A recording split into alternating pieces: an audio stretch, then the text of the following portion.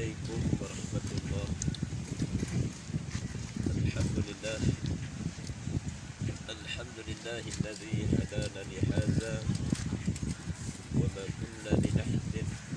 kunna linahtadi laula an hadana Allah. Asyhadu an la ilaha illallah wahdahu la syarika lah wa asyhadu anna Muhammadan abduhu wa rasuluh. Wassalatu wassalamu Muhammad ibn Abdillah wa ala alihi wa sahbihi ajma'in. Qul katakanlah, subhana rabbiyal azim, maha suci Allah yang maha agung. Subhana rabbil a'la, maha suci Allah yang maha tinggi. Rabbal alamin, Rabb yang mentadbir seluruh alam, yang menciptakan langit dan bumi dan segala makhluk yang berada di dalamnya, yang mentadbir seluruh ciptaan makhluk alam semesta dan segala makhluk yang ada di dalamnya. Rabb yang menerangi cahaya di langit dan di bumi dan segala apa yang ada di dalamnya. Ya Arhamar Rahimin, Ya Rabbal Alamin, Allahumma ftah alaina hikmataka wa anshur alaina min khazain rahmatika ya Arhamar Rahimin. Allahumma inna nas'aluka ilman nafi'an wa rizqan thayyiban wa 'amalan mutaqabbalan. Ya Allah, anugerahkan kami ilmu yang bermanfaat, rezeki yang baik dan amalan yang diterima. Amin ya Rabbal Alamin. Alhamdulillah, saya raikan ke semua yang hadir pada sesi petang ini, pada Yaumul Isnin ini. InsyaAllah kita hadir bersama di pertemuan muqabalah di alam maya ini. Mudah-mudahan Allah menjadi saksi sahih, para malaikat mencatat sekalian amalan saya dan kita semua. Kita berada di alam maya ini bersama, mudah-mudahan sedikit sebanyak memberi manfaat secara ilmu daripada ilmu yang begitu luas, seumpama dinyatakan oleh Muhammad Al-Ghazali, menyatakan betapa ilmu Allah ini seumpama kita ke kawasan pantai, kemudian kita mencelupkan jari jemari kita ini ke dalam air laut. Yang mana titisan air yang menitis di jari jemari saya dan di antara kita itu, itulah ilmu yang kita dapat bila kita tuntut. Sedangkan bagaimana, lihatlah sahabat-sahabat, rakan-rakan dan keluarga, ahli keluarga di audio kuliah maupun ahli keluarga yang dikasihi sekalian, betapa kita lihat di laut ini, laut yang tidak seumpama tidak bertepian, kedalamannya tidak kita ketahui. Allah, itulah mutiara ilmu Allah. Apa yang kita dapati sebelum ini, sama ada secara talaki maupun secara kita menyaksikan musyahadah, menyaksikan hal-hal peristiwa yang Allah Subhanahu Wa Taala jadikan, sebagaimana Allah nyatakan, ba'da a'udzubillahi samil alim minasyaitonir rajim min hamzihi wa nafthihi wa nafsihi, inna fi khalqis samawati wal ard wa ikhtilafi laili wan nahar li ayatin li ulil albab. Sesungguhnya penciptaan langit dan bumi, pertukaran selisih gantinya malam dan siang, menjadi tanda-tanda bagi orang yang menjadi tanda-tanda kekuasaan, keagungan, kebesaran, kemuliaan, kerahmatan Allah bagi orang yang berakal. Hal yang berlaku di hadapan saya dan kita semua secara santai pada petang ini, kita berada di pertemuan alam maya ini. InsyaAllah mudah-mudahan kita ambil manfaat pertemuan ini. Saya sandarkan dengan hujah maupun dalil atau ataupun bagaimana nasihat-nasihat para ulama membimbing kita semua untuk kita mengenali Allah Subhanahu Wa Taala sampai peringkat timbulnya rasa takut kita kepada Allah. Maka tajuk petang ini, insya-Allah, rasa takut kepada Allah. Bagaimana cara untuk kita meraih ataupun mendapatkan rasa takut kepada Allah? La haula wala quwata illa billah. Rabbi shrah li sadri wa yassir li amri wahlul 'uqdatam min lisani yafqahu qawli. Amma ba'd. Bagaimana untuk kita meraih rasa takut kepada Allah Subhanahu Wa Taala?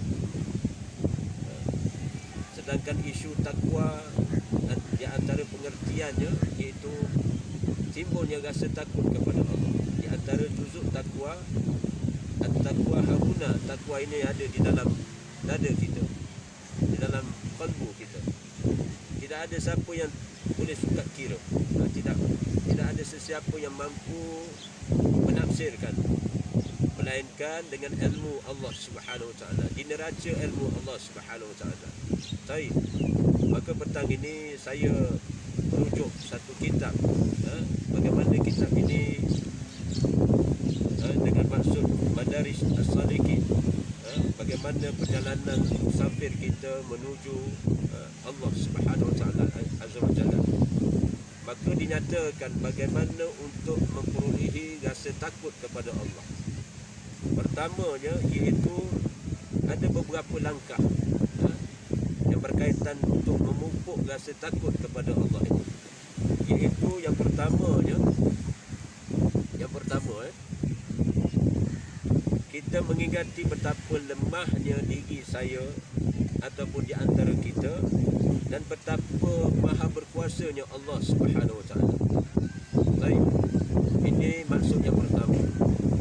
Apabila saya dan di antara kita mengenali Allah sebenar-benarnya, bila kita kenal Allah itu siapa, saya ni siapa, kita ni siapa, insya-Allah maknanya kita akan rasa apa di antara sifat ataupun rasa di dada kita, berdasarkan perasaan maupun fikiran, akan timbullah juzuk takwa.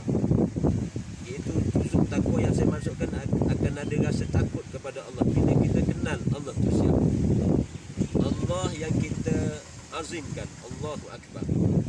Betapa waktu kita bertakbir, bukan mesti bertakbir pada Aidul Fitri maupun Aidul Adha, maupun di kala kita mengangkat takbir ketika solat saja. Tapi hakikat mentakzimkan Allah ini, hikmahnya Allah akan campakkan bila kita kenal bagaimana dhaifnya kita, naifnya saya dan kita semua. Sedarlah betapa kita ini adalah insan yang kerdil, lemah, hina di hadapan Allah. Sedangkan Allah Subhanahu Wa Taala sifatnya Al-Aziz. Al-Aziz maksudnya yang maha perkasa. Al-Qawi maksudnya yang maha besar kekuatannya. Al-Matin juga memberi maksud yang perkasa, yang maha perkasa. Termasuk juga kita memahami dia Al-Khaliq, pencipta tentang bagaimana ciptaan Allah. Ciptaan Allah Subhanahu Wa Taala, saya ambillah beberapa ayat. Mungkin kita singgah pada ayat dalam surah Al-Hadid. Surah Al-Hadid, bagaimana Allah Subhanahu Wa Taala memperkenalkan dirinya, sifatnya yang sempurna sifatnya. Ba'da a'udzubillahi minasyaitonirrajim min hamzihi wa nafthihi wa nafsihi. Bismillahirrahmanirrahim. Sabbaha lillahi ma fis samawati wal ard wa ikhtilafi laili wan nahar. Sabbaha lillahi ma fis samawati wal ard wa huwal azizul hakim. Lahu mulku samawati wal ard yuhyi wa yumit wa huwa ala kulli syai'in qadir. Wal awwal wal akhir wal zahir wal batin wa huwa bi kulli syai'in alim. Masya-Allah. Apatah lagi boleh kita teruskan bacaan pada ayat-ayat yang seterusnya. Antara ayat yang pertama sehingga ayat yang ke-5 dalam surah Al-Hadid, Masya-Allah, kita akan dapati betapa sifat Allah dengan kepelbagaian sifatnya. Maka dituntut saya dan kita semua bertasbih. Telah bertasbihnya makhluk yang ada di langit dan di bumi. Bertasbih kepada Allah Subhanahu wa taala seumpama subhana rabbiyal azim, subhana rabbiyal a'la, ataupun tasbih yang disukai oleh baginda Nabi sallallahu alaihi wasallam yang telah didendangkan, disebut, diulang sebut oleh para unit amal Allah, yakni para malaikat Allah. Subhanallah walhamdulillah wa la ilaha illallah wallahu akbar wa la haula wa la quwata illa billah. Maha suci Allah, Maha suci Allah, alhamdulillah, segala pujian baginya, bagi Allah. La ilaha illallah, tidak ada ilah yang diibadahi melainkan Dia. Allahu akbar, dialah maha azim, dialah maha besar. Inna lillahi wa inna ilaihi raji'un. Maka bila kita kenal Allah wasilah dengan kalamnya, hatta kita sendiri menyaksikan alam ini sedang berbicara dengan saya dan kita semua. Lihatlah bagaimana makhluk Allah ni. Kalian boleh sendiri menyaksikan. Minta hikmat sokongan urus dia, kita lihat bagaimana pandangan di petang ini. Kita berada di satu pantai yang damai ini. Mudah-mudahan kita dapat melihat dengan rasmi betapa ciptaan Allah, yakni satu makhluk yang besar di bumi ini, ya Allah ciptakan. Bila ditanya kepada saya dan kita semua, apakah makhluk yang paling besar di bumi ini, makhluk yang paling besar di bumi ini, subhana rabbiyal azim, maka yang paling azim ciptaan Allah di bumi yang kita dapat lihat, iaitu makhluk Allah yang namanya air laut. Air laut. Air laut ni, subhanallah, bumi bulat. Bumi ni, dunia ni bulat. Jadi komposisi air laut didapati lebih kurang maksud saya 70%, 70% daripada muka bumi, dataran di dunia ini, di bumi ini. Air laut ini seumpama badan saya dan kita semua. Komposisi air yang menguasai dalam badan saya dan kita semua ini ada berapa peratus? Ada lebih kurang, maknanya 70%. 30% maknanya sel-sel ataupun daging dan sumber-sumber ciptaan Allah yang ada pada seluruh organ kita dan sebagainya. Maknanya air ini meresap, dia menguasai diri saya dan kita semua. Itu rahsianya bila ada berlaku runtuhan, sehingga akan menyebabkan ada didapati kes orang yang terperangkap dalam bangunan boleh bertahan sampai berhari-hari, lebih daripada seminggu, tanpa makan, tanpa minum. Kenapa? Air yang ada di komposisi badan dia ini boleh menampung hayat kehidupan dia. Itulah makhluk namanya air. Air ciptaan Allah Subhanahu wa taala. Baik. Maka bukan isu apa yang saya nak maksudkan, betapa kita lihat betapa lemahnya hamba ketika dia ditimpa keburukan. Tidak ada yang boleh menghilangkan melainkan Allah Subhanahu wa taala. Dalam satu firman Allah pada surah Al-An'am pada ayat yang ke-17, mafhum ayat menyatakan, jika Allah menimpakan suatu kemudaratan kepadamu, maka tidak ada yang menghilangkan melainkan Dia sendiri. Dia sendiri itu siapa? Allah. Nampak hebatnya betapa Allah ni maha berkuasa. Bila saya dan di antara kita ada masalah, ada keperluan, ada hajat, ada cita-cita, ada keinginan, yang boleh menyempurnakan hajat ataupun kemahuan, keinginan ataupun apa-apa masalah yang boleh selesai hanya sebenarnya iman kita secara sahih. Saya dan kita semua kena setuju dan sepakat jumhur bagaimana kita kena rujuk satu yang maha berkuasa, wa huwa ala kulli syai'in qadir. Dia maha berkuasa di atas segala sesuatu. Maka betapa maha besarnya Allah Subhanahu wa taala, sehingga kan seandainya kita derhaka kepadanya, ia sama sekali tidak berkurangan kemuliaan Allah. Dinyatakan dalam surah An-Nisa pada ayat 131. Muslimin muslimah, mukminin dan mukminah sekalian, rakan, sahabat-sahabat dan ahli keluarga saya, kita semua boleh rujuk dalam surah An-Nisa ayat 131, bermaksud dan kepunyaan Allah apa yang ada di langit dan yang di bumi. Dan sungguh kami, kata Allah, telah memerintahkan kepada orang-orang yang diberi kitab sebelum kamu dan juga kepada kamu, bertakwalah kamu kepada Allah. Tetapi jika kamu kafir, maka ketahuilah sesungguhnya apa yang di langit dan apa yang di bumi hanyalah kepunyaan Allah, dan Allah maha kaya lagi maha terpuji. Itu tafsiran pada ayat, terjemahan pada ayat 131 surah An-Nisa.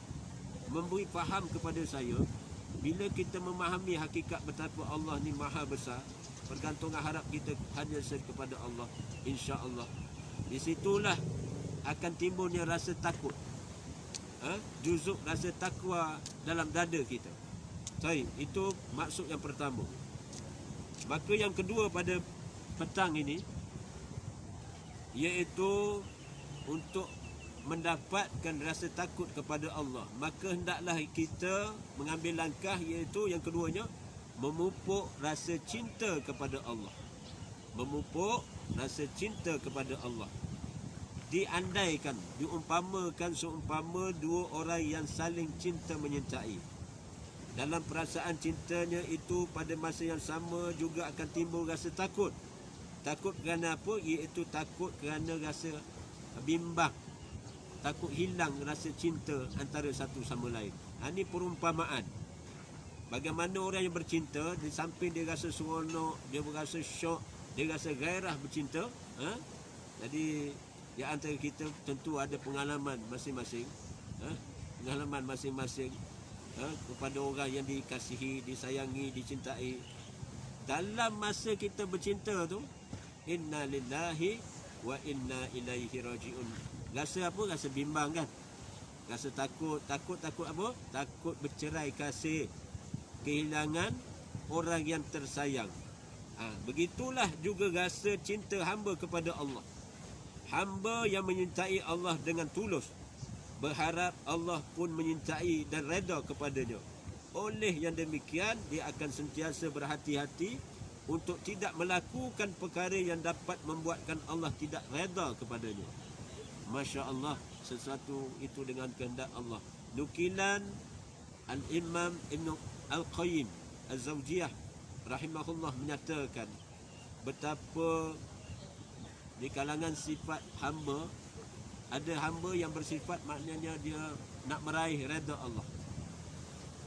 Di waktu dia nak meraih redha Allah, dia kena ada perasaan ataupun sifat dia berjaga-jaga, berhati-hati dengan apa yang Allah suka, apa yang Allah sayang, apa yang Allah kasih, apa yang Allah cinta. Maknanya di situlah dia akan usaha lakukan amalan-amalan yang berkaitan yang akan dikasihi Allah Subhanahu Wa Taala. Namun demikian, dalam masa sama, bila mana dia pun berhati-hati, dia berjaga-jaga dengan sifat, iaitu dia mengelakkan sesuatu yang mendapat kemurkaan Allah, sehingga Allah tidak suka dia, tidak sayang dia, tidak kasih dia, hatta tidak cinta dia. Maka orang ini hamba kepada Allah, yang mengenali Allah, Allah tu siapa. Dia mengenali dia tu sebagai hamba kepada Allah, bukan hamba kepada nafsu, bukan hamba kepada pengaruh pengaruh syaitaniyah ataupun pengaruh qarin ataupun pengaruh dunia yang menipu. Maka di waktu itu tentulah dia berhati-hati supaya fitnah-fitnah itu, cobaan-cobaan itu, dugaan-dugaan itu tidak menghantui dia sehingga menghalang bagaimana untuk Allah pandang dia dengan pandang rahmat. Bila Allah pandang seseorang hamba itu dengan pandang rahmatnya, waktu itulah potensi untuk dia meraih, sehingga Allah akan campakkan kerahmatan, keberkahan, sehingga keradaan dia, sehingga tahap sampai Allah menyintai hamba kepada Allah itu. Maka di waktu itulah sebenarnya timbul akan rasa sikap hati-hati. Sikap hati-hati itulah yang dimaksudkan rasa takut kepada Allah. Seumpama kita berjalan di tempat yang berduri ataupun berjalan di tempat yang bagaimana perjalanan itu, maknanya ada kaca, ada benda yang tajam, ada sesuatu yang mengganggu dalam perjalanan. Waktu itu kita melangkah, langkah demi langkah dalam keadaan hemah, dalam keadaan kita berhati-hati supaya tidak terkena duri ataupun benda yang tajam. Itulah nilai berhati-hati, iaitu rasa takut kepada Allah dalam perjalanan kita menemui Allah Subhanahu Wa Taala. Baik. Dalam separuh masa yang kedua ini nak menyatakan, iaitu yang ketiga, untuk kita menghadirkan rasa takut kepada Allah, iaitu bagaimana azab Allah sangatlah pedih. Saya dan kita di antara kita kena faham dengan baik, untuk menghadirkan rasa takut kepada Allah, kita menyedari betapa azab Allah itu amat pedih. Ada dalam beberapa ayat, ada dalam beberapa surah tentang azab Allah ini. Dalam surah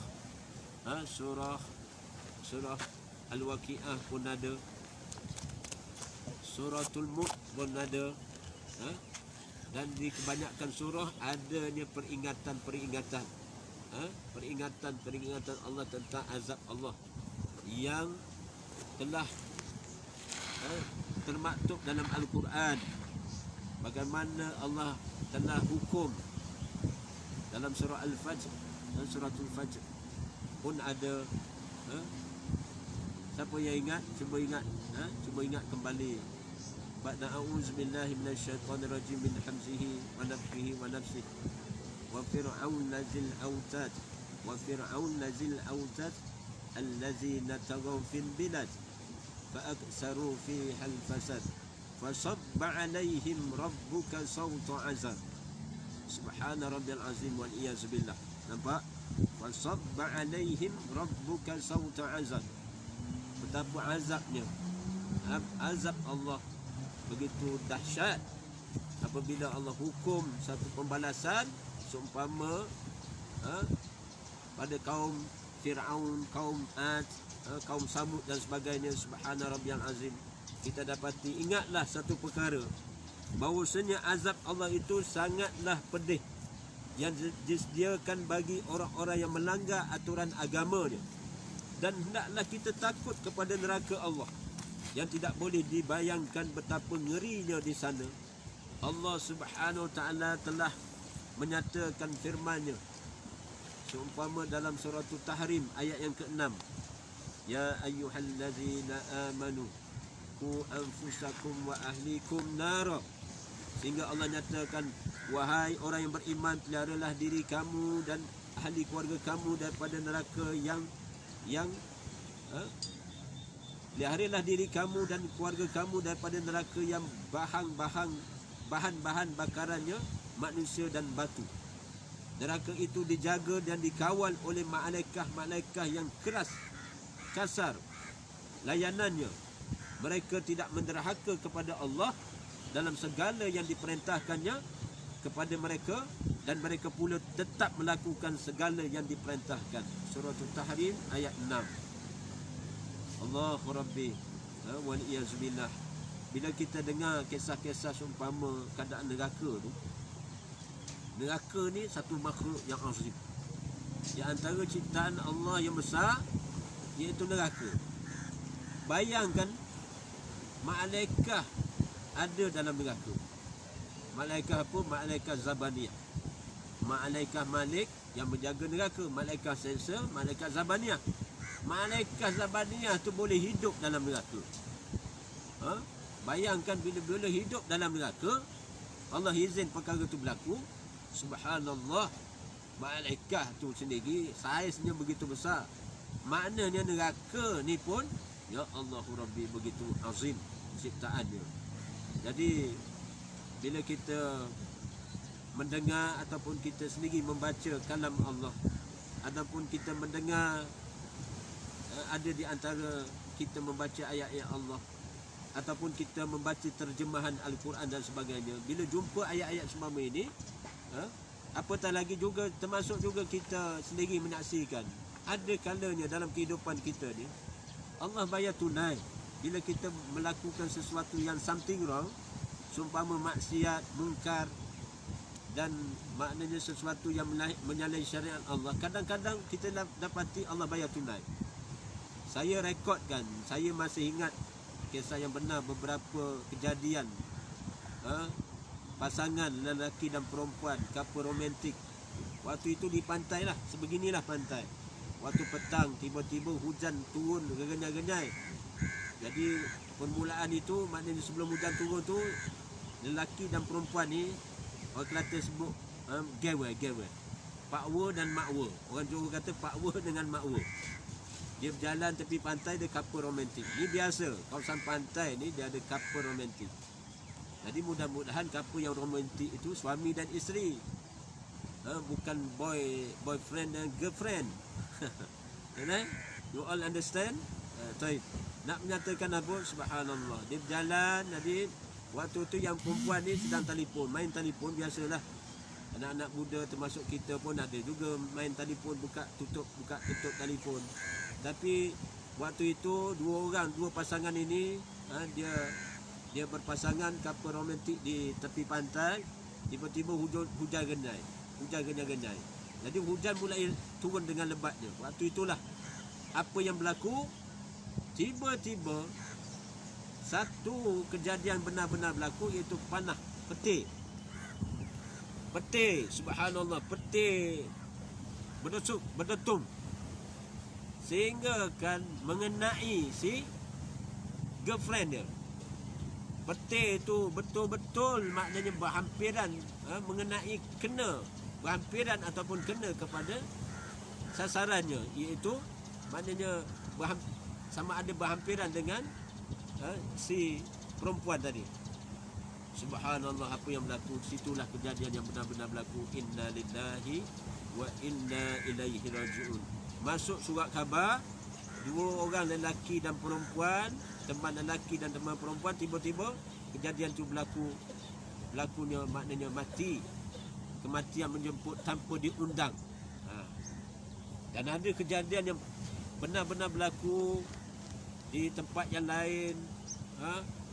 Dua orang lelaki dan perempuan dalam kereta, mereka berjalan, menaiki kereta bersama dan sebagainya. Tiba-tiba tanpa diduga, subhanallah, tanpa diduga berlakunya aksiden, kemalangan.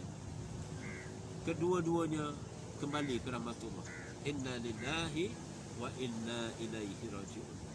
Ini nak menunjukkan betapa saya dan kita semua kena berhati-hati dalam kehidupan. Kadang-kadang Allah bayar tunai. Bila kita buat maksiat, kita buat mungkar, lebih baiklah sebenarnya itu. Sebahagian ulama menyatakan apabila musibah itu berlaku di dunia itu adalah sebagai satu kafarah atas dosa-dosa yang kadang-kadang saya dan di antara kita tak perasan. Tapi bila musibah sesuatu yang menimpa itu, sebenarnya di antara hikmahnya Allah kafarahkan dosa-dosanya yang telah lalu. Jadi apa hikmahnya? Maknanya kita, termasuk saya, kena memahami hakikat, iaitu memahami hakikat apa? Memahami hakikat kita kena berhati-hati dengan pembalasan Allah. Kena ada rasa takut kepada azab Allah Subhanahu Wa Taala. Itu baru contoh yang simple. Sedangkan banyak lagi pembalasan Allah tertunai di dunia ini. Taib, lebih kurang 10 minit. Betul? 10 minit lagi. 10 minit. 15. 10 ke 15 minit yang terakhir ini nak menyatakan Di antara langkah ataupun amalan yang boleh hadirkan rasa takut kepada Allah, iaitu jangan merasa selamat. Ini yang keempat. Jangan merasa selamat. Sebahagian orang berasa sudah banyak beramal, maka berasa sudah banyak berbuat baik.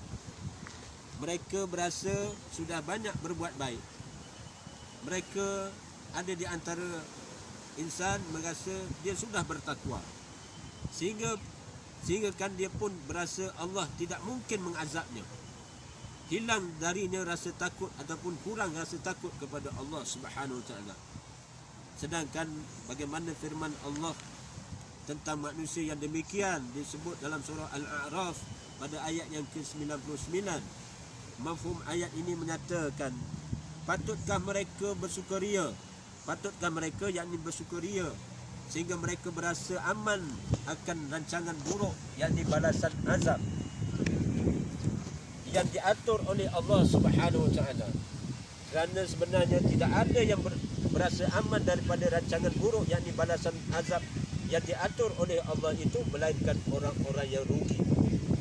Maksud ayat pada surah Al-A'raf ayat 99 ni, siapa yang mempunyai sifat iaitu dia rasa aman, sejahtera, sebenarnya dia termasuk kelompok orang yang rugi. Sedangkan dalam keamanan, dalam kesejahteraan, bila-bila boleh berlaku apa yang kita tidak tentu. Apatah lagi bila sampai suatu ketentuan ilahi.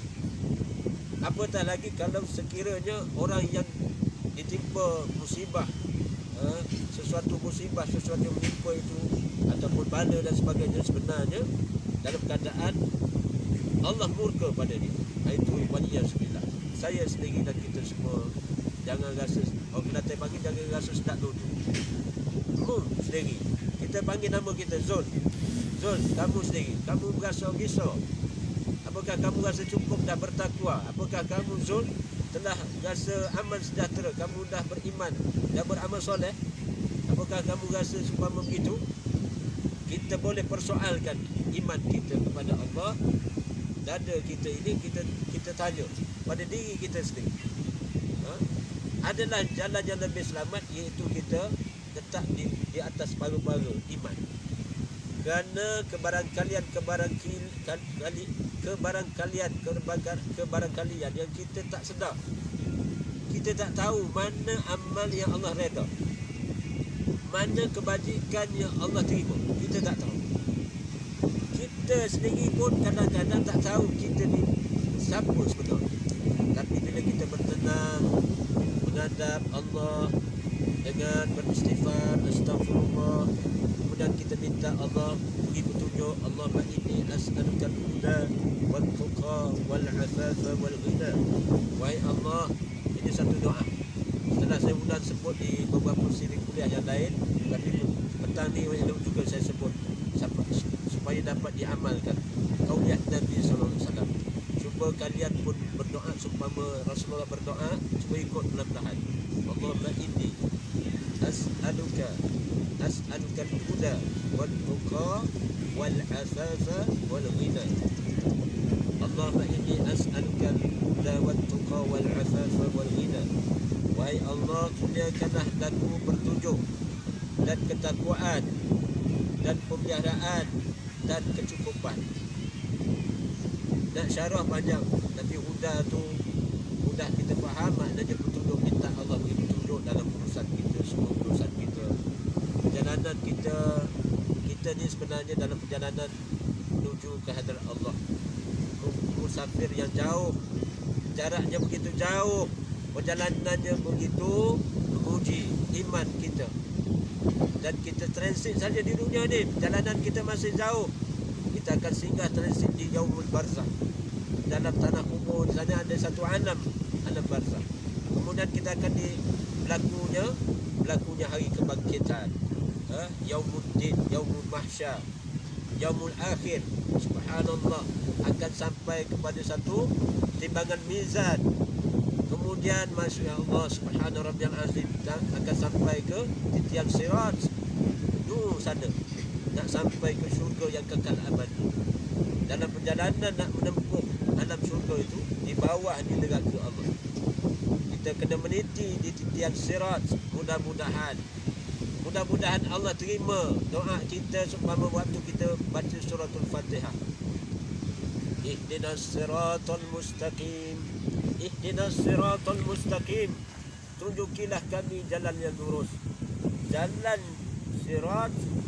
siratul mustaqim ini, sirat yang benar lagi lurus itu sebenarnya sebagai sejauh mana kita menepati dengan kehendak Allah, sejauh mana kita beramal dengan perintah-perintah Allah dan meninggalkan larangan Allah, sejauh itulah nasib kita di sirat nanti.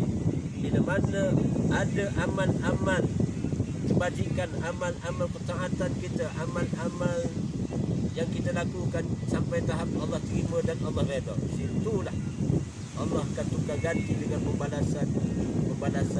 Hatta ingat, air mata yang mengalir kerana takut kepada Allah. Ini satu mafhum hadis. Bagaimana seorang yang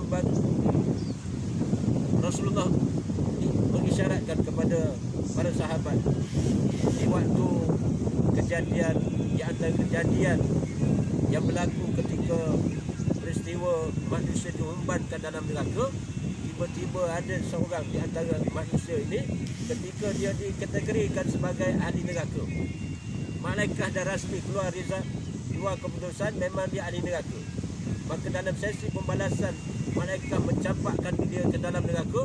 Dalam dia perjalanan nak menuju ke dalam kawah neraka itu, subhanallah, apa yang berlaku, tiba-tiba ada satu makhluk datang menyambar dia, mengangkat dia kembali keluar daripada, selamatkan dia daripada terjatuh diumbat dalam kawah neraka.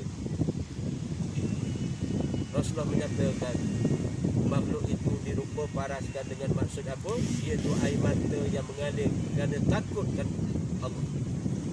Waktu seseorang hamba yang dia menginsafi diri dia bertaubat kepada Allah sehingga dia rasa takut kepada Allah, dia maknanya bertaubat kepada Allah, menitis air mata dia di waktu ketika sunyi, dia bersunyi berkhalwah dengan Allah. Waktu itulah pembalasan kerana Allah reda dengan tangisannya kerana Allah takutkan Allah, subhanallah. Waktu itu satu makhluk menyelamatkan dia.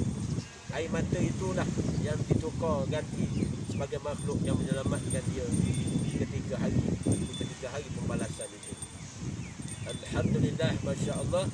Dan disebut di sini, manakan mungkin boleh terjadi bagi seseorang yang beriman itu berasa percaya diri dengan amalnya, berasa apa yang dia telah lakukan pasti akan membuatkannya selamat daripada azab Allah. Itu bukanlah sifat sebenar seorang mukmin. Adapun seorang mukmin itu dia sentiasa berasa khawatir atas dosa yang dilakukan. Tidak ada perkara yang dilakukan itu dianggap kecil dan remeh.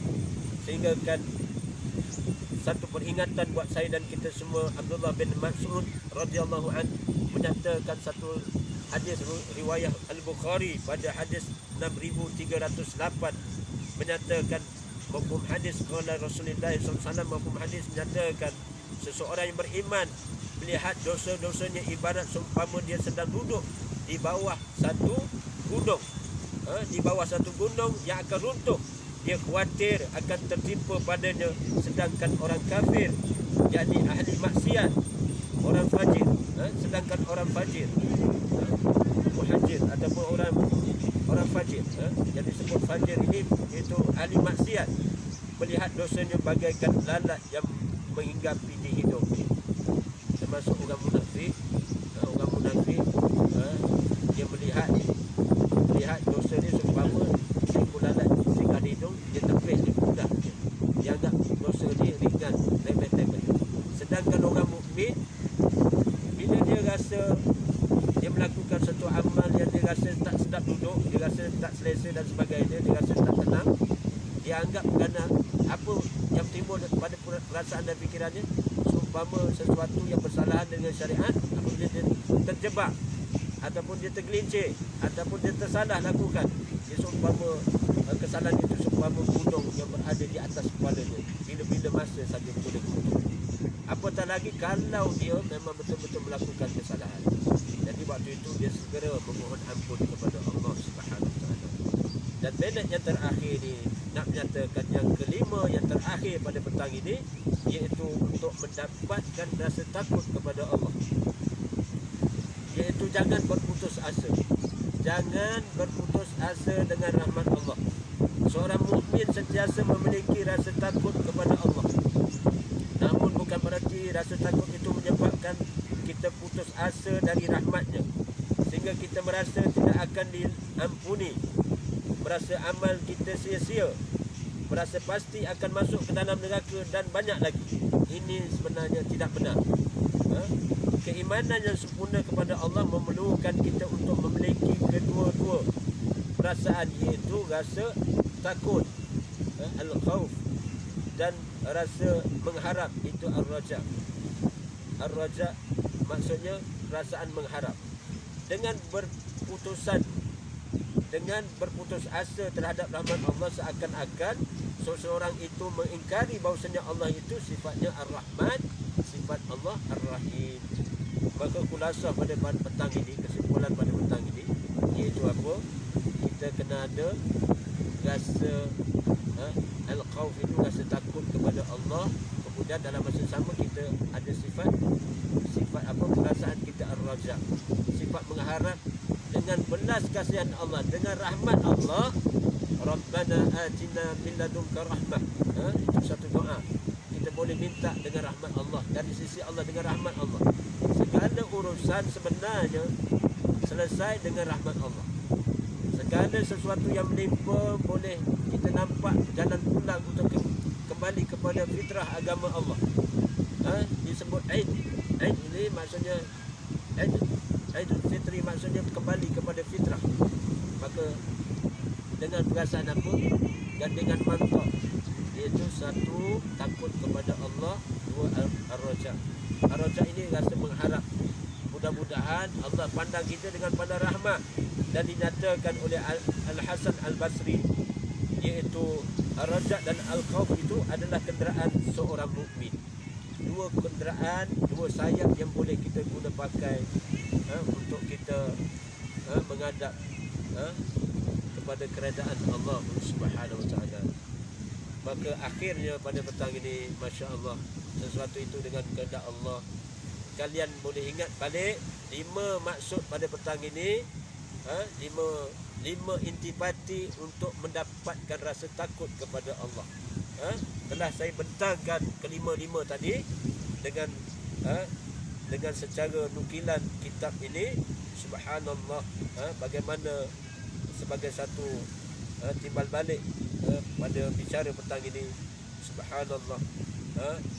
Yang pertama tadi apa? Iaitu mengingati betapa lemahnya kita dan betapa maha berkuasanya Allah. Kemudian yang kedua apa? Memupuk rasa cinta kepada Allah. Dan ketiga, betapa kita menyedari azab Allah sangat pedih. Dan yang keempat, jangan merasa selamat. Dan yang kelima, jangan rasa putus asa dengan rahmat Allah. Maka kelima-lima langkah amalan itu, insya-Allah menjamin kita meraih rasa takut kepada Allah dengan ketakutan yang sebenar di sisi Allah Subhanahu Wa Taala. Baik, di penghujung ini saya akan membawa kalian bersia-sia sekejap. Mudah-mudahan insya-Allah kita ucap terima kasih kepada urus setia audio kuliah kita. Kita lihatlah kawasan pantai yang damai ini. Petang ini mudah-mudahan sedikit sebanyak memberi manfaat kepada saya dan di antara kita. Wallahu a'lam. Apa yang baik itu ilham yang baik daripada Allah Subhanahu Wa Taala. Dan masya-Allah, subhanallah, lihatlah sekeliling ini musim PKP.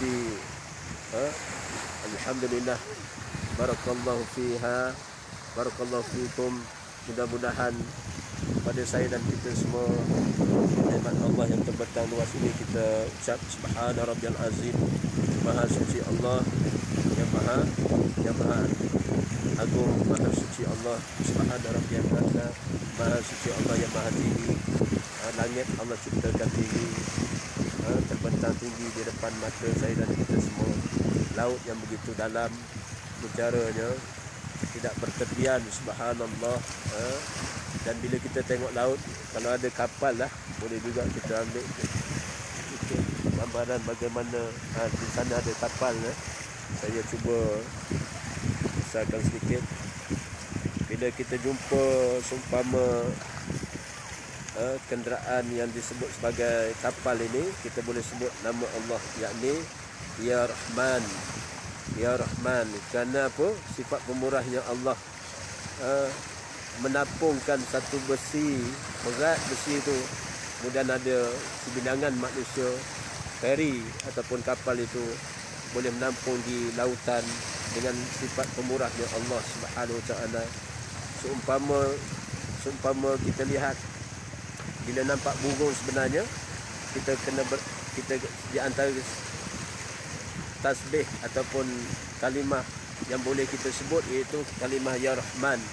Kerana dalam surah Al-Mulk Allah Subhanahu Wa Taala menyatakan awalam yarau ila tayri fawqahum safatin wa yaqbid ma yumsikuhunna illa Ar-Rahman innahu bikulli syai'in basir. Tidakkah mereka memperhatikan bagaimana penerbangan terbang dan mengaturkan sayapnya, Illa Rahman, dengan maksud apa? Illa Rahman, melainkan dengan izin sifat Ar-Rahman Allah Subhanahu Wa Taala menerbangkan burung berada di terawang-awang di udara dengan sifat pemurahnya Ar-Rahman. Begitu juga manusia, mereka cipta seorang yang terbang, umpama helikopter, kapal terbang, jet dan sebagainya, sebenarnya hasil daripada melihat penerbangan burung yang berlaku.